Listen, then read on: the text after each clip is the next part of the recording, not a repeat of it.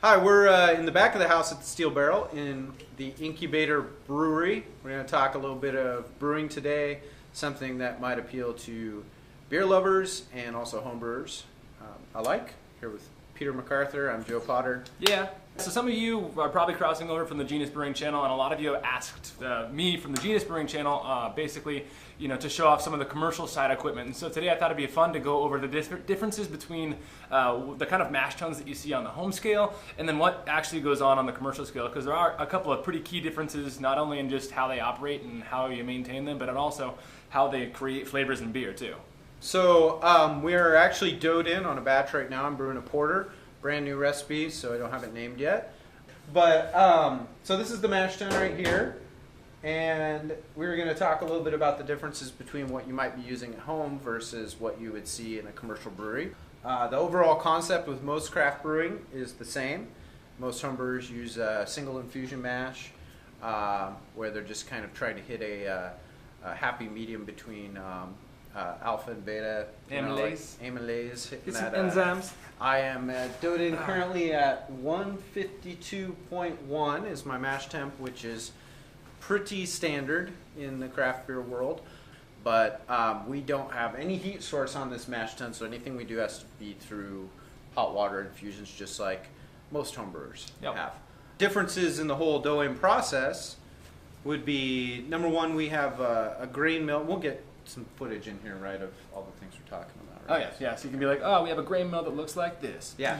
So we have a grain mill with a big hopper on it that is actually about 6 feet away from the mash tun, and all the grain goes through the mill and then up an auger, which most people... You can actually see that on the back right there, the auger right there. And it's just a big, basically PVC drain pipe with a big screw in it. Just moves the already milled grain up to the top, and that's just basically to save labor, so you don't have to bucket load your grain in. Yep. Also drops it through what we call a grist hydrator. The grist hydrator is just a big stainless steel fitting that evenly distributes the water and shoots it into the grain as it falls through. So you have your hot water coming in, and it just has some little slots and just kind of saturates the grain, makes it mix evenly right away, helps the temperature settle in more quickly. Yeah. It's just a very nice thing to have in a brewery. And that's going to be really important for with the temperature part. That's going to be important for, let's say you accidentally have your strike water too hot. If it's let's say you put all your strike water in before you put in your grains, for example, and it's too hot. That's a good way to kill some enzymes pretty fast. And so having a hydrator that does that in line is really awesome. And then also because it makes it more evenly put into the mash tun. That helps it so that you kind of get some increased efficiency off of this. It's kind of dual purpose because you're dealing with such a larger volume of grain. It's just obviously a labor savings for you too. Yeah, and you save some arm work. Yeah. Not as much sloshy. Other differences, we have a metal false bottom in this, which is, in this particular mash tun, it's going to be different depending on what kind of mash tun you're using, but the actual volume of water before it gets to the bottom of the grain, where the false bottom is, in this mash tun is 25 gallons, which is about 10% the total volume of this entire vessel. So that's something you have to take into account, and it makes recirculating your wort much more important because you're going to get stratification of the sugars and the enzymes and everything in here. You also have to preheat it. You're dealing with a lot of thermal mass in this entire unit, plus you have what's got to be 20 feet of stainless steel tubing that you're running all your hot water in from the hot liquor tank, and that's something to consider with every large brewing system, is the amount of heat loss, thermal mass, dead space and liquid that you're dealing with. That's like, what, 1.5 gallons or something like that? 1.5 gallons in just the Vorloff arm and the pump assembly of this. Yeah, just in the tubing between different spots, which is that's a lot of liquid. Yeah, and so another thing that people don't take into account when like on the homebrew scale is the shape of their mash tun. A lot of people are using those vertical cooler mash tuns too, and all commercial mash tuns, partly because of how much liquid they have to move through this whole system, they're very, very horizontal. So that way you don't get channeling, you don't get air pockets and dead space in the mash itself. And so the shape of that's really important. On the home scale, a lot of people will go vertical just because they can rinse a little bit better or sparge a little bit better. But it's way easier on the larger scale to go with something horizontal like that too. Yeah, even with this design that is a pretty horizontally shaped vessel, we had a problem initially with the design of this where the false bottom wasn't rigid enough for the design of the system, and just the suction pressure, even without the pump on, just the gravity pressure of the liquid being pulled down was enough to deform the false bottom and allow grain to pass through cracks. So we had to have it reinforced, welded with some big pieces of steel bracing, and now it's better. Works fine now. It doesn't deform. You probably couldn't if you jumped on it, honestly. It's kind of overbuilt now. Which is good. You want that. Yeah.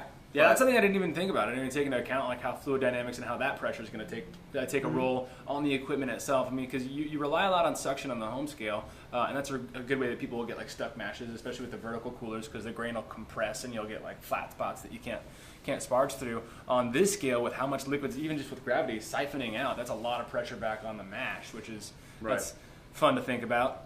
So let's run really quick through everything we've done so far. We start out with preheating the mash tun, which is basically pumping a bunch of hot water from the hot liquor tank over in there. And that just went and drained out. Then we filled to above the false bottom, which is at about 25 gallons in the bottom of that dead space. And then we ran the grain through the auger, hydrated it, and kind of kept an eye on the temperature and everything like that while it was hydrating through, and mixed to make sure there was no pockets around the thermometer. So we're pretty accurate with temperature and the grist to water ratio. And then we waited.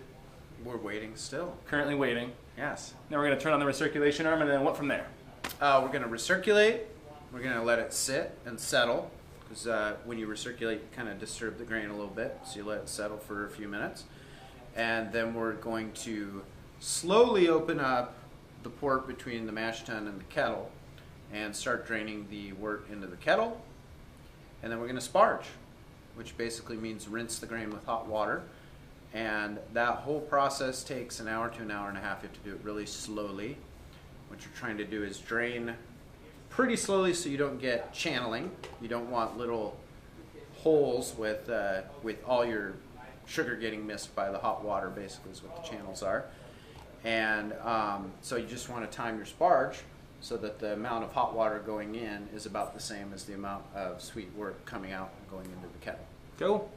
Yeah. I think that pretty much covers it. That wraps up some differences and, well, basically just a rundown on, so that pretty much wraps up basically just a rundown on how a commercial mash tun's a little bit different in that side of the process in the commercial scale. If you guys are interested in more of this, let us know. Comment below. We'll show you the rest of the equipment down the road, but it's a lot to go through in one video, so we're not gonna. But let us know what you're interested in hearing about next, and if you actually are interested in a full walkthrough of an entire brew day at some point down the road.